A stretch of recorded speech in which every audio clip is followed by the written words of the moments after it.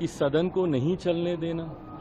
विपक्ष कहीं ना कहीं तकलीफ इस बात की होती है कि सदन को बाधित कर कर वो इसमें अपनी सफलता की अनुभूति करते हैं।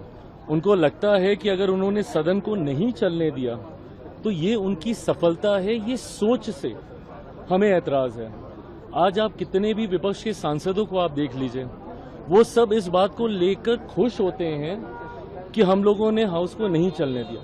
सदन को नहीं चलने देना, बाधित करना, चर्चा नहीं होने देना, डिबेट्स नहीं होने देना, यंग मेंबर ऑफ पार्लियामेंट्स को, स्पेशली जो फर्स्ट टाइमर्स हैं, मेरी पार्टी में कई फर्स्ट टाइमर्स हैं, आपने उनको 0 आवर में नहीं बोलने दिया, उनको कोई प्रश्न नहीं पूछने दिया, और उसके बाद आज आप इसको एक तमगे की तरह लेकर आप जनता के बीच जा रहे हैं कि देखिए हमने हाउस को नहीं चलने दिया। लोकतंत्र और एक स्वस्थ लोकतंत्र में ये कतई उचित नहीं है। विपक्ष धीरे धीरे आदत ही खो रहा है सदन में बैठने की, अब इनकी प्रैक्टिस में ही नहीं रहा है।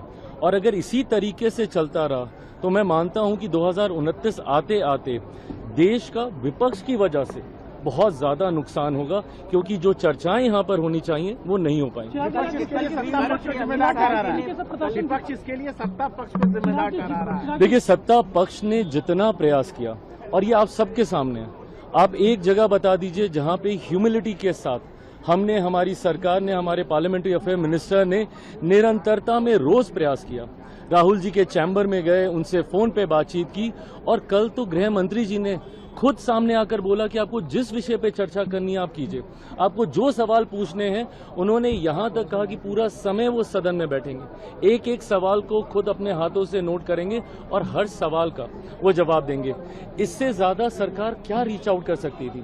पर बार बार जिस तरीके से इन्होंने गोल पोस्ट बदला, कभी छात्रों की बात तो कभी राम मंदिर की बात, कभी प्रधानमंत्री माफी मांगे तो कभी गृह मंत्री इस्तीफा दें, जिस तरीके से हर बार गोल पोस्ट ये बदलते गए, जिसका परिणाम है कि इन्होंने पहले से ही सोच रखा था कि सदन को नहीं चलने देना है, और उसी सोच पर इनका जो अड़ियल रवैया था, जिस तरीके से ये एडमेंट थे, उसने सदन को बाधित करने का काम किया।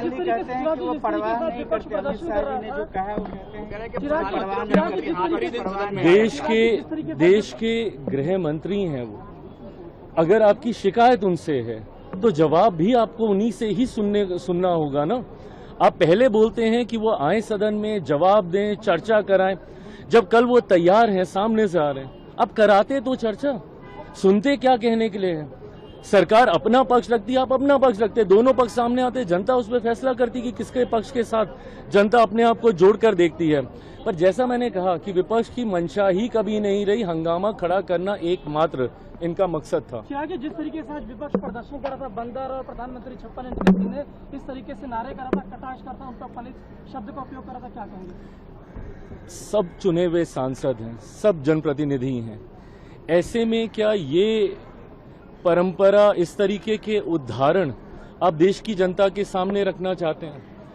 आपको शिकायतें होंगी, लाख शिकायतें होंगी, पर उन शिकायतों का कतई ये मतलब नहीं है कि इस तरीके से पर्सनल अटैक किए जाएं। प्रधानमंत्री, सरकार पर, गृह मंत्री पर जब आप ऐसे पर्सनल अटैक करते हैं तो कहीं ना कहीं उसमें आपके मुद्दे खो जाते हैं। आप नीति पे सवाल कीजिए ना, जितनी आपकी चिंताएं हैं पूछिए, सरकार मौजूद है यहाँ पर, हर सवाल का जवाब देने के लिए हम लोग तैयार हैं।